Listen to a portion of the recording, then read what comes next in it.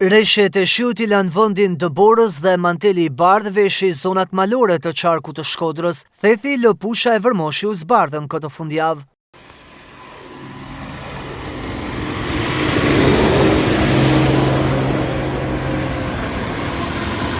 Reshjet intensive të Dëborës kanë vijuar pothuajse gjatë të gjithë natës në aksin Bog-Theth, ku trashësia e saj i ka kaluar 40 cm.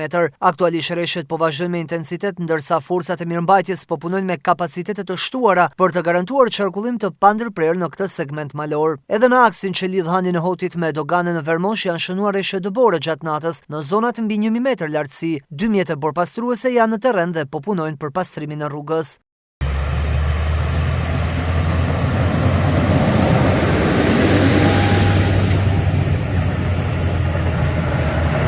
Deri në këto momente nuk raportohen probleme në qarkullim, ndërsa strukturat përgjithëse vijojnë monitorimin e situatës meteorologjike dhe të rrugëve. Ndërkohë në pjesën tjetër të territorit të qarkut, reshjet e shiut kanë vijuar pa ndërprerje. Në malësi të madhe në rrugën e dëmtuar mbi porojën e Thatë, fshati Kamic pritet një ndërhyrje, ndërsa në bashkinë e Vau të Dejes, në fshatrat njësive administrative Vigmnel dhe Shllak, vijon të mungojë energjia elektrike.